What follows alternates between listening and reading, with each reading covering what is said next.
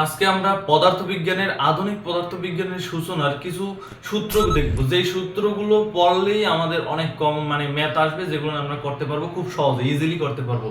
তো এই ম্যাথগুলো যে করবে, এই যে সূত্রগুলো, এই সূত্রগুলো অনেক সময় আমাদের সমস্যা হয় যে এই সূত্রগুলো কোনটা কোনটা কি হবে এবং কোনটা কি ধরতে হবে, সেইটা সমস্যা হয়। তোমাদের শুধু সূত্র কয়টাই আজকে শিখাবো, ঠিক আছে? তো এই ম্যাথ সলভিং পরে করাবো। তো চলো আমরা শিখে ফেলি। প্রথমে আমরা যদি দেখি, এটা হচ্ছে দৈর্ঘ্য সম্পর্কিত। L equal to L naught root over 1 minus b square by c square, ঠিক আছে? 1 minus b square by c square। এখন তোমাদের প্রশ্ন আসতে পারে এখানে L naught কি এবং L naught কি, v কি, এগুলো কি, ঠিক আছে? তো আমরা তোমাদের একদম খুব সহজে এইটি বোঝানোর জন্য ক্লাসটা নিয়েছি। এখানে v হচ্ছে বেগ, v হচ্ছে কি, v হচ্ছে বেগ, এটা আমরা সবাই জানি এবং এটা পারবো। c হচ্ছে আলোর বেগ, ঠিক আছে? আলোর বেগ কত? 3 × 10⁸, ঠিক আছে?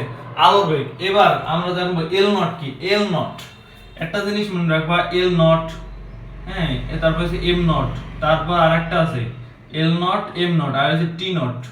এরা হচ্ছে সব মেইন, ধরো মনে করো মূল সময়। এটা এল নট কি, মূল নিজস্ব, যেটা মেইন, মূল দৈর্ঘ্য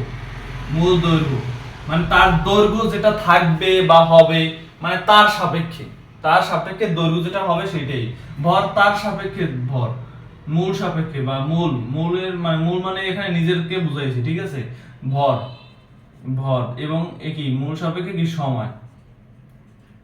একটা ম্যাথ করবো না আমরা। তো এই হচ্ছে এল দৈর্ঘ্য, এটা হচ্ছে পরিবর্তিত দৈর্ঘ্য। তো এই প্রশ্নটা কিভাবে আসে?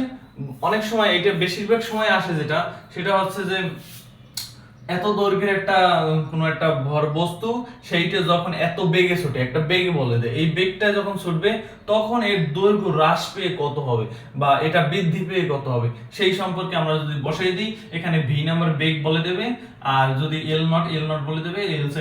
এল হচ্ছে কি, পরিবর্তিত দৈর্ঘ্য, এল কি, পরিবর্তিত দৈর্ঘ্য। তো আমরা দৈর্ঘ্যের সূত্রটা শিখে ফেলাম। এবার আমরা ভরের সূত্রটা শিখে ফেলি।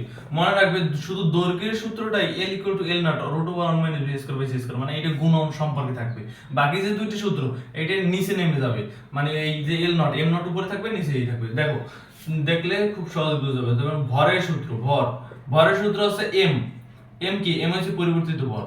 m naught কি, তার নিজের সাপেক্ষে ভর। যেমন সে যদি মহাকাশে যায়, তখন তার যে ভরটা, সেই ভরটাই হয়েছে m naught। সে যদি অন্য গ্রহে যায়, তখন যে ভরটা, সেইটাই হয়েছে m naught, ঠিক আছে? তো m naught এটা হচ্ছে m naught উপরে থাকবে এবং নিচে থাকবে root over 1 minus b square by c square, 1 minus b square by c square, ঠিক আছে? এইবার আমরা 3 নাম্বারটা দেখব, সেটা হচ্ছে সময় নিয়ে।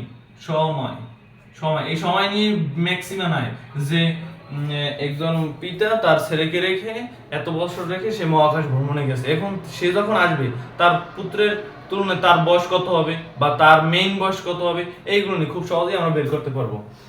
সময় t equal to t naught root over 1 minus v square by c square, ঠিক আছে? এখন ওই যে সময় বের করে বা কোন সময় ব্যবহার করো, দেখো এখানে পরিবর্তিত সময় যদি চাই, দেখো তার যদি 30 বছর হয়, তাহলে পরবর্তীত সময় যদি চাই, তাহলে এই t বের করতে হবে। আর যদি তার সাপেক্ষে, আমাদের প্রথমত টি নট, এখানে দেখো, শোনো, আমাদের টি নট বের করবো। এই যে টি নটটা বের করবো। টি নট কি, তার সাপেক্ষে, তার সাপেক্ষে যেটা হবে সেটাই হচ্ছে তার আসল ভর। ধরো 25 বছর বয়সে সে মহাকাশ ভ্রমণে গেছে, আমরা যদি টি নট বের করে, তারপরে যদি 5 বছর থাকে, কি পৃথিবীর হিসেবে 5 বছর থাকে, কিন্তু তার হিসেবে কত, তার হিসেবে সে 5 বছর থাকলো। ওখানে আমরা যদি টি নট বের করে আমরা যদি পাই 3 বছর, তাহলে 25 এর 3 27 28 29 বছর হবে, 28 বছর হবে। 25 এর 3 28 বছর হবে। এবং তার ছেলের যদি ওই কম হয়, তাহলে সেই রকমের বয়স হবে। ছেলের বয়স যদি 4 থেকে 5 বছর বাড়বে, আর তার বাঁচবে 3 বছর, ঠিক আছে? তো এই হচ্ছে আমাদের এই যে 3টে সূত্র। এই 3টে সূত্র দিয়ে তোমরা মনে করে রাখো যে একটা প্রশ্ন আসবেই। তো এই 3টে সূত্র যদি ভালোভাবে শিখতে পারো, তাহলে তোমাদের খুবই ভালো হবে। আমি এটা দিয়েছি কারণ আমার সমস্যা হতো যে এল নট কোনটা, এল কোনটা, এইটা নিয়ে। তো তোমাদের এইটা বোঝার সুবিধার জন্য এইটা আমি দিয়ে দিলাম। ধন্যবাদ সবাইকে।